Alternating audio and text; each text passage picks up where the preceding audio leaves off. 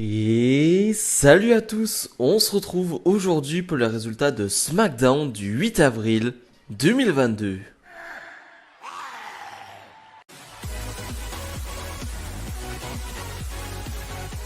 Et on ouvre le show avec Ronda Rousey qui va être interviewée sur le ring par Kayla Braxton. Est-ce que c'était une bonne idée de faire une nouvelle promo de Ronda Rousey? Bon, c'était pas la pire des promos, elle était pas si horrible que ça, elle était correcte. Ronda Rousey qui va revenir sur sa défaite face à Charlotte Flair et elle revient sur le fait qu'elle a fait abandonner Charlotte Flair. Malheureusement, l'arbitre était au sol et donc n'a pas pu compter donc cet abandon. Et donc Ronda Rousey qui propose à Charlotte Flair un rematch à WrestleMania Backlash, le prochain pay-per-view. Elle propose un I Quit match face à Charlotte Flair, donc un match où l'adversaire doit dire j'abandonne. Charlotte Flair va répondre par vidéo, il va dire non, j'ai pas envie en fait, j'ai juste pas envie, tu retournes à l'arrière de la file et tu attends ton tour. Donc je ne sais pas si ça va arriver parce que Ronda Rousey va reprendre le micro et dire bah si, je te le dis que le match arrivera et je vais pas juste te faire abandonner, tu diras juste j'abandonne. Non, tu vas le crier quand je t'aurai cassé le bras. Bon, c'est pas la pire des promos, mais encore une fois, faire des promos entre Ronda Rousey et Charlotte Flair, on n'a pas compris que c'était la bonne chose à faire. On recontinue là-dessus, donc ça va être chiant. Ça va être chiant si pendant un mois on recontinue avec des promos, bah c'est pas du tout la chose à faire avec Ronda Rousey et Charlotte Flair. On enchaîne avec Butch face à Xavier Woods. On a eu une petite promo du New Day pour te rappeler qu'après WrestleMania, les compteurs sont remis à zéro. Donc voilà, l'histoire entre le New Day, Butch, Sheamus et Ridge Holland, on repart à zéro. Ce qui n'est pas forcément une bonne nouvelle parce que j'ai pas envie d'en voir plus en fait entre ces personnes-là. Mais donc on a ce match qui est plutôt bon parce que oui, t'as deux bons catcheurs, donc Pete Dunne. On va l'appeler Pete Dunne sur ce coup, mais on veut le voir catcher tout simplement. On veut pas le voir pleurer comme un bébé, agir comme un bébé, donc être colérique comme un bébé. Et c'est ce qu'il est depuis des semaines, depuis qu'il est arrivé dans le roster principal. C'est un peu ça, son caractère, son personnage, et c'est quand même très très décevant comme personnage. Et finalement, donc on a un bon match qui va durer 7-8 minutes, donc c'est plutôt pas mal. Et finalement, Xavier Woods va remporter ce match avec un roll-up. Ok, pourquoi pas, je comprends pas l'intérêt de faire ça. Et après le match, Butch va encore s'énerver, va frapper un peu Sheamus, un peu Ridge Holland, mais va se faire calmer dans le coin comme un enfant par ses deux papas.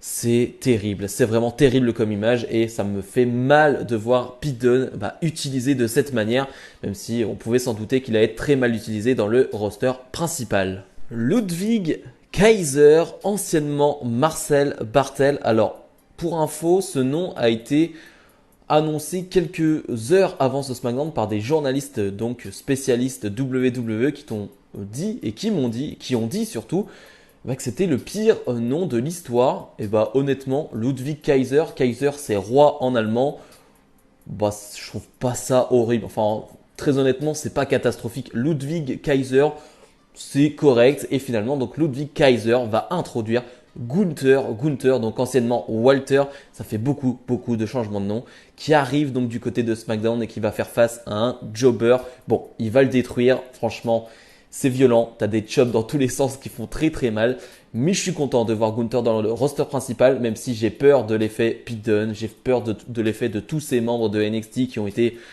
mal utilisés ou pas utilisés du tout du côté de SmackDown ou de Raw.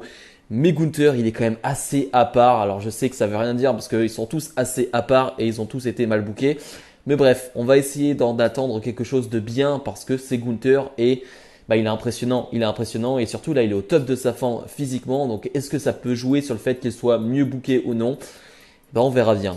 Happy Talk avec Happy Corbin et Macap Moss qui ont un moral bien différent. Macap Moss est très heureux parce qu'il a gagné la Battle Royale André le Géant et Happy Corbin, pas très happy justement parce qu'il a perdu face à Drew McIntyre à Mania. Et donc Happy Corbin va dire tout ce week-end j'y ai repensé. J'ai repensé aux erreurs que j'ai fait et quelle était la plus grosse erreur et surtout c'était à cause de qui que j'ai perdu. Et il va blâmer Macap Moss. Pour lui, c'est à cause de lui qu'il a perdu. Et donc va s'en suivre un enchaînement de blagues de Macap Moss parce que selon Happy Corbin, Macap Moss est juste là pour ça. Et la dernière blague de Macap Moss est comment on appelle quelqu'un qui est mal habillé, quelqu'un qui traite son associé, son ami comme de la merde. On l'appelle Happy Corbin. Enfin une bonne blague de la part de Madcap Moss en plusieurs mois. Et donc les deux vont se battre. Enfin quelque chose d'intéressant entre les deux. Et finalement c'est Madcap Moss qui va prendre le dessus. Madcap Moss qui est devenu directement un gros face. Directement en tournant sur Happy Corbin. Enfin c'est plutôt Happy Corbin qui a tourné sur Madcap Moss. Mais voilà, premier segment intéressant entre Happy Corbin et Madcap Moss depuis toujours en fait, parce qu'aucun de leurs segments n'était intéressant. Et donc maintenant à voir, j'espère que ça va pas durer trop longtemps, parce que j'imagine qu'il va y avoir un combat entre les deux, peut-être à WrestleMania Backlash, j'en sais rien, mais j'espère que ça va pas être très long non plus, parce que le segment certes était cool, mais il faut pas en demander trop et il faut pas en faire trop non plus. Drew McIntyre fait face à Sami Zayn. On a eu un Sami Zayn en backstage qui disait justement que faire face à Drew McIntyre et battre Drew McIntyre pourrait lui redonner le respect qu'il mérite après sa défaite face à Johnny Knoxville. Et finalement, rien de tout ça, parce que le match ne va pas être très intéressant. On va juste avoir un Sami Zayn qui va essayer de s'échapper du ring, de s'enfuir. Voilà, il ne veut pas être dans ce match avec Drew McIntyre. Donc on n'a pas vraiment de catch dans ce match. On a un Sami Zayn qui s'enfuit une première fois, mais Drew McIntyre va réussir à le ramener. Mais la deuxième fois, Sami Zayn va vraiment s'en aller par le public. Donc décompte à l'extérieur et victoire de Drew McIntyre. Je ne sais pas trop quel était l'intérêt de faire ce match, si c'était pour nous donner ça, pour nous dire que Sami Zayn était un lâche. Bon, on le sait, c'est dans son personnage, donc ça ne change pas grand-chose. Et pour Drew McIntyre, quel est l'intérêt d'avoir ce combat? Aucun. Donc vraiment, je trouve que ce match n'était pas intéressant et n'avait aucun intérêt. Liv Morgan fait face à Sasha Banks. On rappelle que Liv Morgan et Rhea Ripley feront face à Sasha Banks et Naomi, donc à Raw, ce lundi, dans un match qui sera pour le titre. Et donc on a un bon match entre Morgan et Banks et il y a une superbe alchimie entre les deux. Ça donne envie d'en voir plus. Malheureusement, le match est trop court. Voilà, ça dure 5-6 minutes. J'aurais aimé en voir plus, parce que même le public à un moment donné du combat va se dire ok, ce qu'elles nous font, c'est vraiment très bien. Le public va se lever, va applaudir, et je suis bien d'accord avec eux, c'était vraiment top. Tu sens que ça fonctionne bien entre les deux, que c'est facile, c'est fluide et ça fait plaisir à voir. Et finalement, Liv Morgan qui va, pour une fois, j'ai envie de dire pour une fois, user d'un peu de malice, qui va remporter ce match après une superplex de Sasha Banks. Elle va réussir à faire une sorte de roll-up et voler la victoire. Donc victoire de Liv Morgan.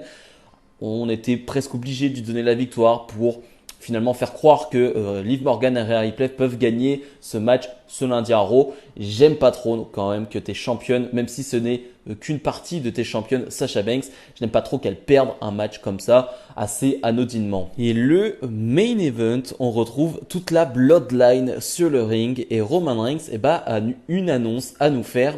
Déjà, il va nous dire, j'en avais pas assez avec ce titre de champion de SmackDown, il me fallait ce titre de champion d'Euro, donc le titre WWE. Mais maintenant, je ne pense pas qu'à moi, je pense à mes cousins les Usos. Les Usos, ils sont champions par équipe de SmackDown, mais j'ai envie de plus. J'ai envie de plus de titres. On va faire unifier les titres par équipe. Et donc, ils veulent aller chercher les titres de champion d'Euro de RK Bro. Je m'attendais pas du tout à cette annonce-là, très honnêtement. Quand on nous avait annoncé justement qu'il allait avoir une grosse annonce de la part de Roman Reigns et voilà, quel était le prochain mouvement de la Bloodline, je m'attendais pas forcément à ça. Donc c'est assez surprenant, mais pourquoi pas? Enfin, j'avoue que je suis assez perturbé pour le moment. Et du coup, Shinsuke Nakamura va arriver, assez surprenant. Nakamura qui va arriver et qui va arriver avec une grosse pop. Le public va bien chanter sa musique et Roman Reigns va rappeler Rick Boogs est blessé, donc Nakamura est tout seul et donc il ne sait pas quoi faire. Et avant que Nakamura puisse dire quelque chose, il va prendre 2 support kicks de la part des Usos. Et le show va se terminer avec Roman Reigns et la Bloodline qui célèbrent.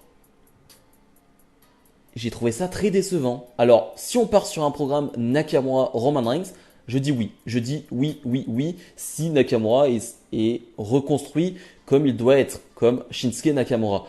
Mais par contre, le segment en soi était mal foutu, je trouve. Nakamura paraît pas impressionnant, paraît assez, pas débile, mais disons que Roman Reigns le prend tellement de haut que ouais, tu vois pas Nakamura en tant que challenger. Et le segment qui se termine juste avec une célébration comme ça, comme on l'a vu à Raw, ouais, très décevant. Je m'attendais à beaucoup mieux. Je m'attendais à un moment assez choquant, assez marquant.